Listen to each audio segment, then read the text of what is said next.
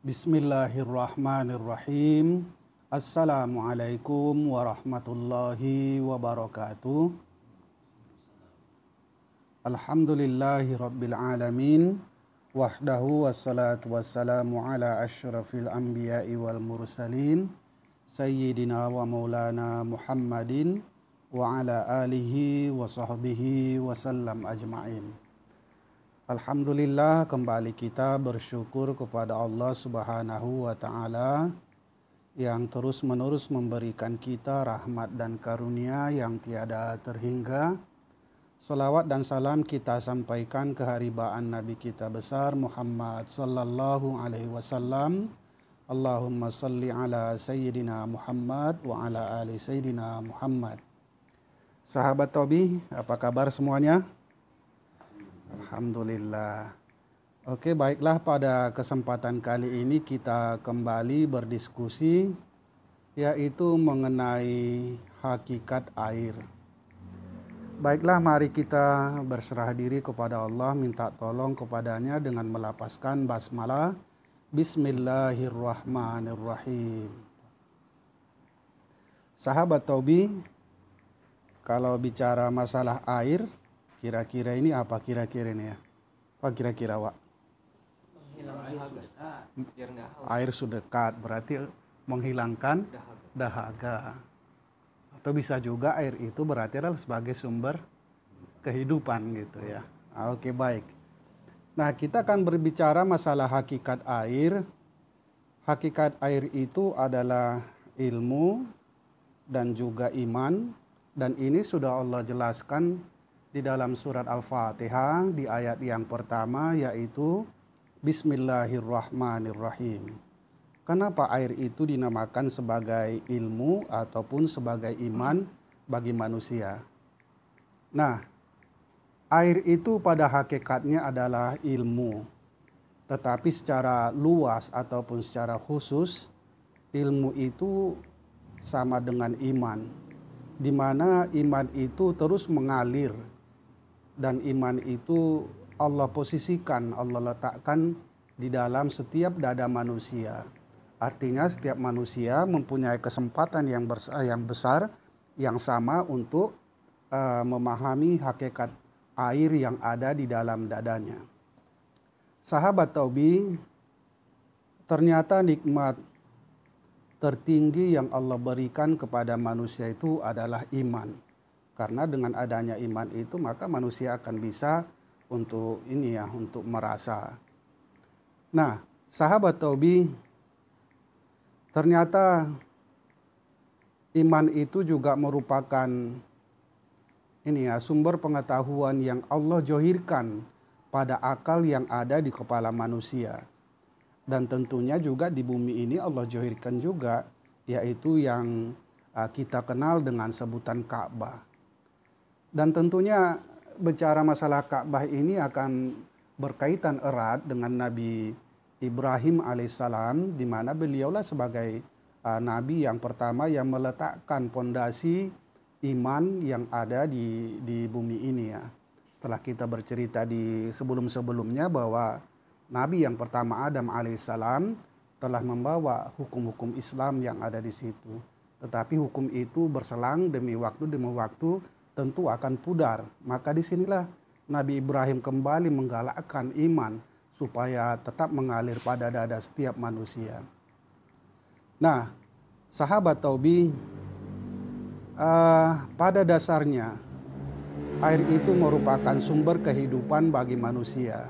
Di mana kalau kita lihat bumi ini dikelilingi oleh air ataupun lautan lah kita bilang. Dan ada sebagian ahli juga mengatakan berapa persen katanya, Wak? 2/3 ya. 2/3, 10% dari bumi ya. 90% dari bumi ini adalah dikelilingi oleh lautan gitu. Dan tubuh manusia itu juga ternyata air itu sangat dibutuhkan. Gitu ya. Di mana iman yang ada di dalam dada manusia, taruhlah kita bilang ilmu pengetahuan juga mengalir di dalam seluruh tubuh manusia. Melalui apa? Tentunya melalui darah. Dan sebagai pusatnya ternyata adalah kolbu atau jantung manusia. Pernahkah terpikir oleh kita bahwa ternyata hakikat air atau iman itu telah Allah letakkan sumbernya di dalam surat Al-Fatihah, yaitu persisnya di ayat yang pertama. Sahabat Tobi, Allah Subhanahu wa Ta'ala berfirman di dalam surat Al-Fatihah di ayat yang pertama, Bismillahirrahmanirrahim. Dengan nama Allah yang Maha Pengasih, Penyayang, juga Maha Penyayang di sini ya. Nah, pada ayat yang pertama surat Al-Fatihah ini merupakan sumber kehidupan manusia yang dilambangkan dengan air sebagai sumber kehidupan manusia yang tentunya harus dipelajari. Nah, makna atau hakikatnya adalah sebagai iman atau rasa pada manusia. Dari Quran surah ayat 1 surat Al-Fatihah ini Allah turunkan nurul ulumnya kepada ciptaannya yang menjadi sumber pengetahuan. Iman itu ibaratkannya adalah rasa atau sangka. Sedangkan bagi manusia dinamakan sebagai perasaan atau prasangka atau bersangka di sini ya. Nah, pada surat Al-Fatihah ini ada terdapat 4 mata air sebagai sumbernya yang seharusnya menjadi media bagi manusia untuk bermakrifat, mengenal dirinya. Nah, sahabat Tobi, sumber mata air yang pertama Allah letakkan pada bismi yang berkaitan erat dengan nama atau bisa juga kebiasaan-kebiasaan atau hukum-hukum dan syariat. Nah, kenapa mesti harus ada hukum-hukum? Karena kalau nggak ada hukum-hukum pasti kacau juga kehidupan kita ini ya. Misalnya kalau tata letak gunung juga tidak sesuai dengan posisinya, atau misalnya langit di bawah, bumi di atas, kan kacau juga, tentu harus teratur. Ternyata Allah menciptakan segala sesuatunya itu tentu dengan cara yang sudah direncanakan gitu ya. Nah, sahabat Tobi, adapun posisi yang kedua, sumber mata air yang kedua adalah Allah letakkan pada kalimat Allah sebagai sisi batin atau jantung, kolbu bagi manusia. Dan ini merupakan jalan khusus atau torikot dan merupakan iman bagi manusia. Nah, pada sumber ini ketika syariat dan iman itu telah saling mengenal, maka akan dinamakanlah si manusia itu mendapatkan Islam yang kafah, Islam secara menyeluruh, yang sudah mengenal antara johir dan batinnya di sini ya. Kemudian sumber mata air yang ketiga Allah letakkan pada Ar-Rahman, di mana si manusia sudah mulai atau untuk latihan menyeimbangkan antara iman dan Islam. Dan pada sumber mata air ketiga ini jebakan sisi johir dan batin sangat kuat dan tentunya sangat mudah kembali bagi manusia untuk tersesat ya. Karena di sini biasanya di makom Ar-Rahman ini manusia itu akan merasa dirinya yang paling alim, yang paling pintar, yang paling dan segalanya. Dan itulah merupakan jebakan bagi manusia pada posisi ini. Dan bisa juga akan kembali kepada yang lebih parah lagi, asfala safilin di situ yang menjadi yang lebih parah daripada ini ya, daripada yang sebenarnya. Sahabat Tobi, sumber mata air yang keempat adalah Ar-Rahim, di mana pada posisi ini adalah posisi terbaik manusia, dan ini tidak bisa kita usahakan gitu ya. Bisa juga diusahakan memang, tetapi ini adalah merupakan satu pemberian dari Allah, karena ini adalah ma'rifat. Buahnya ma'rifat itu ada di posisi mata air yang keempat, yaitu Ar-Rahim. Nah, dikarenakan ayat 1 Quran surat Al-Fatihah ini sangat susah bagi manusia untuk menerjemahkan makna rahasia yang ada di dalamnya, maka Rasulullah pun paham betul, maka dia menurunkan Bismillahirrahmanirrahim itu sesuai dengan syariat Islam yang kita kenal dengan Islam, iman, dan ihsan. Dan itu telah disabdakan oleh Rasulullah Muhammad SAW yang ada di hadis Arba'in yang kedua ya, ketika Nabi ditanya oleh malaikat Jibril, mahwal Islam, mahwal iman, mahwal ihsan. Ada di situ udah ditanya sama malaikat kepada Nabi Muhammad.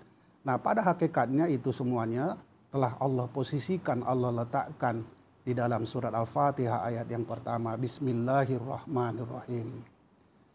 Sahabat Taubi, sebagai kesimpulan bahwa hakikat air adalah ilmu yang mengalir sebagai iman, nikmat tertinggi bagi manusia yang Allah letakkan dalam dada setiap manusia. Artinya setiap manusia itu Allah berikan kesempatan yang sama. Yang kedua, hakikat air itu bersumber dari Quran surah ayat 1 surat Al-Fatihah yang terdiri dari 4 sumber mata air keilmuan.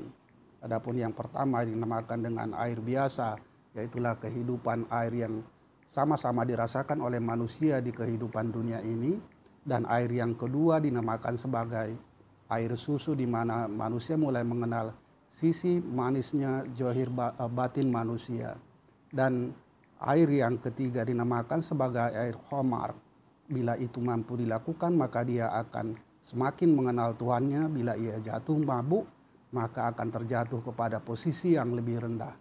Sedangkan sumber mata air yang keempat dinamakan sebagai madu, merupakan makrifat tertinggi bagi manusia untuk mengenal Tuhannya. Nah, sahabat Tobi, yang ketiga adalah Quran surah 1 ayat 1 diterjemahkan Rasulullah Muhammad sallallahu alaihi wasallam pada kehidupan manusia dengan konsep Islam, iman dan ihsan. Sahabat Tobi, segala silap kata dalam penulisan dan penyampaian tentu kami mohon maaf, dan kepada Allah juga kita minta ampun. Dan untuk memahamkan makna air yang ada di dalam surah Al-Fatihah ini, silakan berjumpa dengan mursyid atau guru-guru yang paham betul, yang sesuai dengan alirannya, maksudnya itu pemahaman secara batinnya. Baiklah, mari kita tutup diskusi kita dengan lafaz hamdalah. Alhamdulillahirabbil alamin. Wallahu a'lam bissawab. Inna lillahi wa inna ilaihi raji'un. Wassalamualaikum warahmatullahi wabarakatuh.